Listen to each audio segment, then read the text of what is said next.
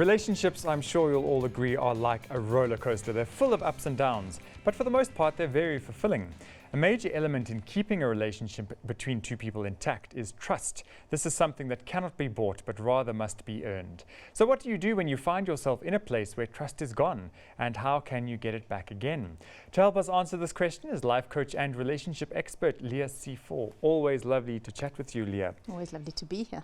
Why is it that trust becomes such an issue in relationships? You know, we fear the ending of a relationship. We fear saying or doing something that could push our partner away. And we coming into a relationship with all of our previous relationship experience or our beliefs about relationship of what we think is appropriate or not appropriate behavior, or what we think will trigger our partner or not trigger them. And it's a big problem is that people make a lot of assumptions about how they think their partner will react if they tell them something. So people go into this hidden way of withholding information because they don't want to upset their partner. So they don't want to divulge, you know, if they're in a lot of debt. They don't want to divulge if, you know, they've behaved, you know, in a way that's inappropriate. They don't want to, you know, confront their partner about unworkable behavior because they worry the partner will just leave. Right. But then the behavior doesn't change, the secrecy grows, and that kind of separation and that trust starts eroding because you're not actually speaking the truth in your relationship. So what is the impact then on trust if you are not speaking this truth and this information that you're withholding? Well, the impact is, number one, you're always living with an element of fear. There's always a fear that underlies the way you behave in your relationship, which is totally unworkable. The second thing is you start only presenting a certain version of yourself to your partner. Yes. So your partner doesn't get all of who you are. Your partner doesn't get the real you. What they get is a constructed version of you that's designed to always keep the peace. That's designed to always make sure that there's no turbulence going on. So what starts to happen is that your partner stops knowing actually who you are, or you stop knowing who they are. And you know, when we're in a relationship, we want to keep meeting each other where we are both at, if that makes sense. So you know, if you're coming from a very small withheld place, that's going to be reflected in your partner. Yes. And they're going to come from that small withheld place as well. And then there stops being engagement and growth in the relationship. So it's a very big consequence to not be speaking your truth or bringing all of who you are, because then your relationship's not going anywhere. Yeah, absolutely. But now there's also seem to be two aspects to this, because one is trust that you have never really earned because you've never given your full self. But then in some relationships you might come in guns blazing and it's all you, but over time that trust starts to change. How is that impacted? Look, the bottom line with trust breaking is broken agreements.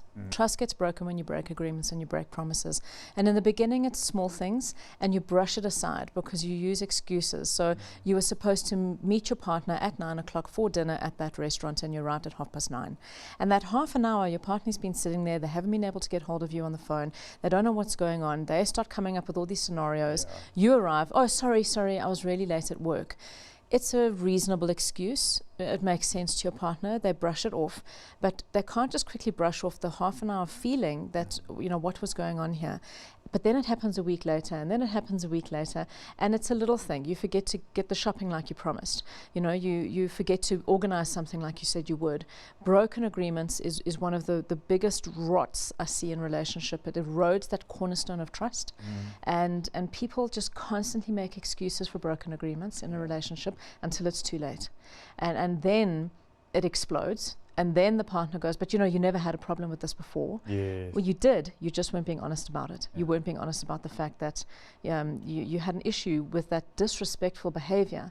Because if on that first date or that first night you had sat down and gone, okay, that for me is incredibly disrespectful, and in the future time agreements are really important for me and you need to know that about me, it would have rectified the behavior in the beginning. But people don't do that. They just let stuff go. So now what happens if we get to that point where trust is well and truly broken? So how do you take the first step in unbundling that and building back to a space of trust? Look, the conversation you first have is about what has gone on to lead to this point. So we've got to get clear on about what are the particular behaviors that brought us to this place.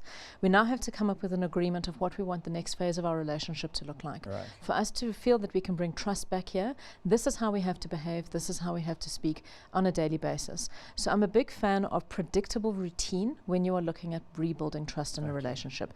You know what the day is going to look like, what the week is going to look like, what the month is going to look like. And people go, but that sounds so boring. Right now, I'm not worried about boring. I'm worried about building trust again. And trust comes through, number one, keeping your agreements, and number two, consistency, and number three, transparency. Okay. So do what you say you'll do. When you say you'll do it every single time you say, and consistently keep those agreements. And for every relationship that's going through trust issues, that's going to take however long it takes. There's no time frame I can give you here. But transparency is really key. And I think in the world that we live in with our cell phones and our computers and the amount of unworkable behavior that goes on secretly online with messaging and connecting, transparency has to be, and I mean transparency with no passwords on your phone. Your partner is able to see your stuff, because for a lot of modern day infidelity does happen online. Absolutely. So couples I've worked with want to be able to have access to that stuff. Even if the partner is clear that they're not doing anything anymore, the one who was betrayed needs validation for that, and they've got to be able to see that stuff. Kind of confirmation. Absolutely. So transparency is really important. Yeah. So what if you are the person who can identify that you are causing the situation that prevents trust from existing, if that's the right way to say it. If you can identify that you've done something to break somebody's trust, whether big or small, how do you then broach that, maybe by sort of starting the conversation? Look, I think you may not trust me because of this, or I can see you don't trust me because of this. Where do you go there? You completely own up, number one, just like that. Yeah, and you have to say, I've done something or said something or behaved in a way that's not okay. This relationship's really important for me, and I want to be completely honest with you about what has gone on. And I know that it's going to be hard for me to tell you, and it's going to be hard for you to hear it. But I want to save the relationship, and I want us to have a level of honesty. So first you completely own up to it. You describe the behavior, and then you talk about why you went that path. In a relationship, we have needs that need to be met. And when we are in a situation where our needs are consistently not being met, we will seek those needs elsewhere. Okay. Now, I'm using the example here of an affair. There are many ways that you can break trust in a relationship, but I'm using the obvious one that people can relate to. It's the big one. I mean, it's the big one. It is the big one. But the honesty that exists here is you can use an affair as an opportunity to really look at how to transform your relationship if you are conscious enough and willing enough to find a new way. And the affair happened because needs in the current relationship were not being met. And that's a problem from both sides. One, the partner was going unconscious, but the partner whose needs were not being met was not asking for them to be met. They weren't being open about it, going, it's been quite a while since this happened, or since we had a date, or since we did something interesting together. People don't want to ever speak the truth because they're always scared of hurting their partner's feelings. Now, Leah, is there a point, I guess, a point of no return where the trust has been broken to the point where you're not likely to get reparation? Obviously, you need two willing parties to want to fix it. But when do you sort of put a peg in the sand and say, look, this is now, it's irreparable? Yeah, no, absolutely. There's a time when you need to take a step away if your boundaries are constantly being violated, if your needs are constantly not being met.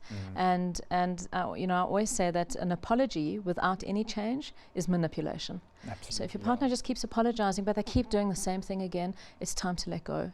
And it's really an individual thing, that is, where's your level of self-respect? How far are you willing to allow yourself to be treated like this?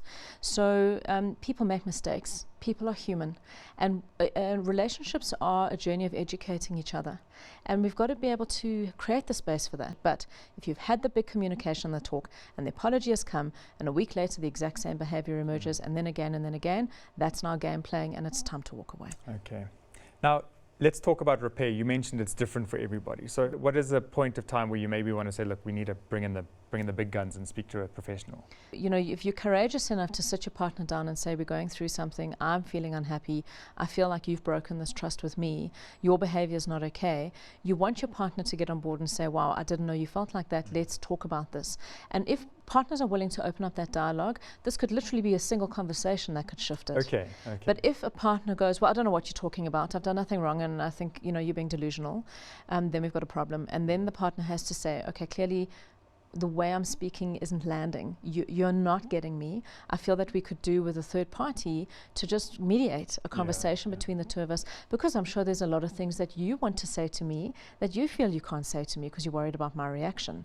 So how about we both find someone who can help us get to where we want to be in our relationship? Once you start working, you know, I can only talk from my experience, is that again, it is completely how willing the couples are to do the homework I give them at home. Because in a session, we can have a great conversation and come to a lot of agreement, but then you've got to go back to your house. Yes. And now every single day you have to do the homework. And if you're not doing it, I'll see you a week later and you'll go, oh, no, nothing has changed. And well, are you doing the work? Yeah, so absolutely. for couples who are doing the work, literally within a week, your relationship can transform. Well, trust, it seems, definitely is a team effort. So, Leah, thank you so much for enlightening us. And hopefully to anyone out there who is dealing with some trust issues, they can open up that conversation and get it out in the open. Be afraid and do it anyway. Absolutely. The best way. Dive right in. Thank you, Leah. Pleasure.